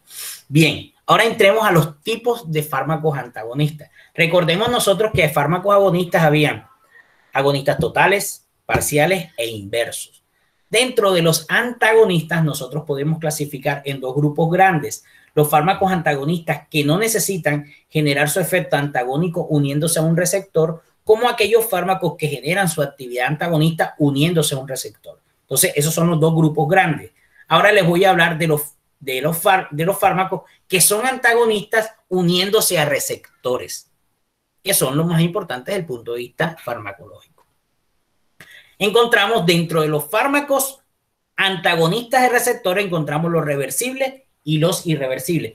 ¿A qué le llamamos reversible o irreversible? Que se unen al receptor de forma reversible, que quiere decir que se une y después se suelta, o aquellos fármacos que se unen al receptor y no lo sueltan nunca. Entonces, un fármaco antagonista de receptores se puede unir, ojo, al sitio activo del receptor o de la diana farmacológica. A eso le llaman sitio ortostérico. O se puede unir a un sitio alostérico del receptor. ¿Qué quiere decir? Que automáticamente ustedes se tienen que imaginar, y aquí vemos esta molécula roja, que viene siendo una diana farmacológica. La diana farmacológica tiene un sitio activo que se le llama el sitio ortostérico. ¿Por qué se le llama el sitio activo? Porque es el lugar del receptor donde él se puede activar o inactivar. Desde el punto de vista de la unión de sus ligandos. Entonces, profe, entonces en el sitio activo o en el sitio ortostérico es donde se une el agonista. Exactamente. Entonces, en el sitio ortostérico es el sitio de unión del agonista. Entonces, ahí es donde puede llegar un antagonista. Los antagonistas pueden llegar a ese sitio activo y bloquearlo. Pero también hay antagonistas que no necesitan unirse al sitio ortostérico para generar su efecto. ¿Por qué? Porque ellos se unen, ¿dónde? En un sitio alostérico. Y aquí vemos nosotros los antagonistas alostéricos. ¿Qué quiere decir? Que se unen en otro lugar. ¿Vale? Fíjense que si nosotros hablamos ahora de antagonistas alostéricos, ¿verdad? También pueden haber activadores alostéricos, pero en este caso ellos dejan de ser agonistas, ¿verdad? Porque no son los sitios específicos de actividad o de activación del receptor. ¿Por qué? Porque pueden haber activadores alostéricos. ¿Qué quiere decir? Fármacos que no se unen en el sitio activo, pero que potencian la actividad del receptor. Y eso lo vamos a ver más adelante. Pero ahora en antagonistas son antagonistas que se unen al sitio ortostérico y a los antagonistas que se unen en el sitio alostérico. Entonces aquí lo dice. La unión de un antagonista al sitio ortostérico evita la unión del agonista al receptor, claro, porque si va a llegar aquí a donde se une el agonista, entonces van a competir. Y eso es lo que hace a un fármaco antagonista que se une en el sitio ortostérico a ser competitivo. Mientras que los antagonistas que se unen a los sitios alostéricos, ¿verdad? Mírenlo aquí, altera la constante de disociación de la unión del agonista con el receptor o evita el cambio conformacional necesario para la activación del receptor. Por tanto, estos fármacos no compiten con el agonista. ¿Se entiende eso? Profe, una pregunta. Sí. ¿Y cuál es mejor? ¿O cada uno tiene lo suyo? Cada uno tiene lo suyo. Cada uno tiene lo suyo. Y tiene lo suyo, mira, es que yo te digo algo. Si yo te digo, mira, los agonistas ortostéricos o antagonistas que se unen al sitio ortostérico, miércoles son más peleadores porque compiten. Pero ahorita que vayamos a ver, para que haya un antagonismo competitivo se necesita concentración. ¿Por qué? El antagonista necesita estar en buenas concentraciones para poder desplazar el agonista, mientras que el antagonista alostérico no. Entonces, si hablamos del punto de vista farmacocinético, es probable que tú necesites menos concentración del alostérico y posiblemente evitar reacciones adversas. ¿Por qué? Para que generar su efecto necesita mayor concentración. ¿Por qué? Porque tiene que luchar con el agonista. Y ahorita lo vamos a ver. ¿Hasta ahí todo bien? ¿Se entiende? Tenemos 5 minutos. Vamos a ver si terminamos esto. Sí, fíjense. Bien, fíjense esto que estamos viendo ahora. Estamos hablando de los antagonistas. Bien, entonces, si hablamos nosotros de antagonistas competitivos, ¿qué quiere decir? Que se unen ¿dónde? En el sitio ortostérico. A eso se les puede llamar también agonistas reversibles. Se unen y se desunen. Se unen. Ya. Entonces, se unen de forma reversible al sitio activo de un receptor. Al contrario del agonista, no estabiliza la conformación necesaria para la activación del receptor. ¿Qué quiere decir? Que inactiva el receptor, pero sí impide que un agonista se una a su receptor al tiempo que mantiene el receptor en su forma inactiva. Y aquí estamos viendo una gráfica de cómo el agonista, miren que es el verde, se une en el mismo sitio del antagonista competitivo. Aquí en este momento le llaman I, de inhibidor. ¿Ya lo ven? Si nosotros vemos en la gráfica, aquí vemos incremento, obviamente, del efecto, y aquí vemos concentración. Aquí le ponen el ejemplo del isoproterenol. El isoproterenol es un fármaco agonista de los receptores beta 1 que hay en el corazón. ¿Qué quiere decir? Que si usted el isoproterenol lo inyecta a una persona, se le aumenta la contractilidad cardíaca, porque es estimulador de la contractilidad cardíaca al estimular los receptores beta 1 del corazón. Si nosotros vemos que el isoproterenol solo, verde, agonista, miren el efecto que genera. Es un agonista hasta completo, mira, el isoproterenol. Pero entonces a la persona o al sistema va a entrar un antagonista. En este caso, el propanolol. El propanolol entra en la persona, vamos a decirlo así, entra en una persona o entra en un sistema, porque esto en general, esto se hace en un sistema, en un animal. Esto en una persona no se prueba. Entonces se probó seguramente en un animal, en un sistema, vamos a ver. Entonces el isoproterenol está solito generando ese efecto. Pero resulta que el proterenol entra a hacer su efecto. ¿Dónde? A bloquear de forma competitiva la unión del isoproterenol a su receptor. ¿Qué pasa con la curva? Se desplaza hacia la derecha. Y este sigue siendo el isoproterenol generando su efecto al máximo. Pero ¿qué cambió en esa curva? A ver quién me logra interpretar eso. ¿Qué pasó con la segunda curva? ¿Qué pasó con la curva del isoproterenol? Ya en esta curva ya hay propanolol, ya está el antagonista generando ese efecto. Pero el isoproterenol sigue generando su efecto. ¿Qué pasó ahí con esa curva? Viéndolo en la gráfica. ¿Quién me puede interpretar? Aumentó la concentración. ¿Qué quiere decir eso? Que el isoproterenol necesita mayor concentración para poder ejercer el mismo efecto. Entonces, ahí es cuando usted dice, profe, entonces ellos están compitiendo. Entonces, ¿el isoproterenol qué hace? No, aumentamos la concentración del isoproterenol para seguir generando su efecto. Aumentamos la concentración y si sigue aumentando la concentración del isoproterenol es porque el propanolol también está aumentando su concentración. Entonces, esta gráfica que les muestro a ustedes que la curva se va desplazando hacia la derecha en concentración es porque hay un antagonismo competitivo que compite. ¿Y por qué están compitiendo? Porque el isoproterenol, en este caso el agonista, necesita mayor concentración para seguir generando su efecto. ¿Se entiende eso? Sí, profe. Perfecto. Muy bien. Ahora vámonos a aquellos fármacos que no son competitivos, ¿vale? No compiten. A eso se le llama antagonismo no competitivo. Aquí competían y se daban muñeca por unirse al receptor, ¿vale? En este caso, bueno, no les traje el monito que debería ser, pero en este caso, estos fármacos se unen al mismo sitio, ¿verdad? Pero lo hacen de forma irreversible. ¿Qué quiere decir? Que no se sueltan. Ellos se unen aquí y no se sueltan. No van a soltar el receptor, el antagonismo. Ellos se unieron ya. Y resulta que tú vas a estar con el agonista echándole, ¿cómo es que? Echándole concentración y no pasa nada. ¿Por qué no pasa nada? Porque es que el antagonista ya se unió de forma irreversible al sitio de unión del agonista. ¿Y cómo lo vemos reflejado nosotros aquí? Miren a la norepinefrina, que en este caso viene siendo el agonista y genera su efecto al 100%. ¿Qué pasa cuando entra al sistema la fenoxibenzamina, que viene siendo un antagonista irreversible del receptor de norepinefrina? Se une al receptor y automáticamente el efecto que pasa, miren que baja de 100 y baja ¿qué? A 50. Pero hey, sigue bajando la dosis. Si tú sigues aumentando la dosis, mírenlo aquí, sigues aumentando la dosis y llegas a 10 y el efecto sigue bajando.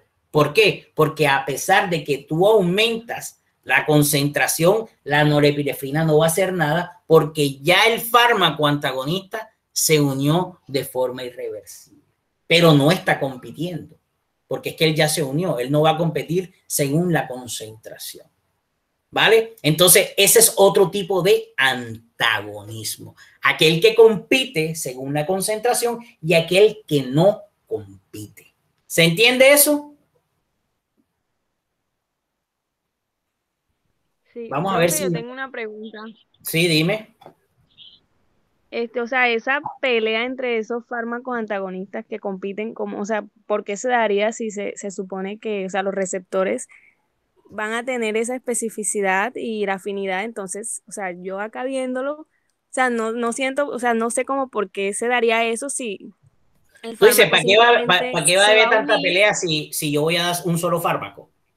¿Algo así? Ajá, exacto. O sea, Bueno, entonces ahora va a ser vayamos, un no. mismo fármaco el que va a entrar, Exacto, a un menos único que, fármaco. pues, Claro, pero resulta que aquí estamos hablando de un concepto muy teórico, ¿verdad? Porque esto lo hacemos desde el punto de vista teórico, en un sistema, en un animal de experimentación, y aquí tú puedes clasificar los diferentes tipos de antagonismo. Pero si nos vamos al ejemplo de Daniela, ¿verdad? De la histamina, ¿quién viene siendo el agonista? La histamina.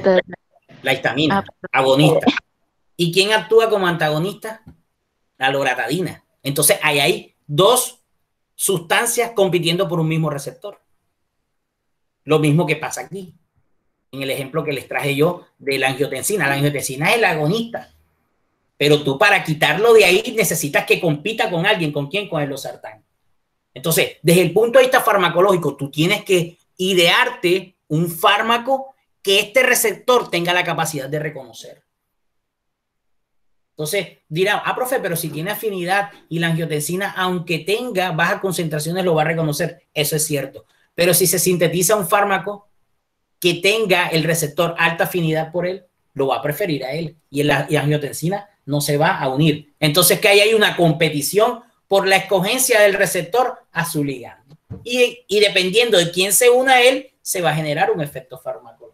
Pero tiene que haber competición. En este caso, yo te acepto la pregunta, profe, pero dos fármacos. Eso puede ser cuando usted quiere utilizar un fármaco como antídoto. Eso es cierto. Porque la mayoría de las competiciones desde el punto de vista agonista y antagonista se dan con ligandos endógenos, como la histamina, como la angiotensina, con ligandos endógenos que están generando una enfermedad. Entonces tú lo que haces es bloquear sus efectos mediante la competición por su sitio de acción en la diana farmacológica. ¿Se entiende eso? Sí, profe. Ok. Preguntas, porque yo creo, después yo, mira, quería explicarle otros tipos de fármacos, o sea, otro tipo, pero ya son las 11:30. Y cómo es que, y no alcanzamos a avanzar. Igual para el otro también me faltó el otro grupo. Así que vamos a darlo hasta ahí. Voy a dejarles un par de preguntitas ahí en el Classroom para que traigamos una tarea la próxima clase, ¿vale? Revisen el Classroom. Juliana, porfi, me mandas la grabación si está Juliana por aquí. Juliana, ¿estás o te desconectaste? Juliana como que se desconectó, pero siguió grabando. ¿Eh? Ay, gloria a Dios, Juliana, cuánto me alegro de que estés con nosotros. Juliana, cuando te llegue el link, porfa, me lo compartes, ¿vale? Ok, profe.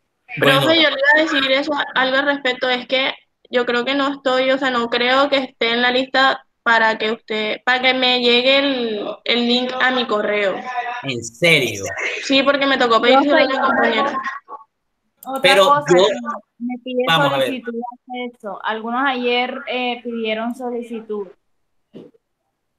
Profe, le Pero, toca cambiar el link. Profe, a mí tampoco me llega. vamos a ver. ¿Quién me dijo ahora? Natalie. Natalia. Natalia, a ver, vamos a cerrar aquí. Natalia, vamos a ver, Natalia. Denme un segundo,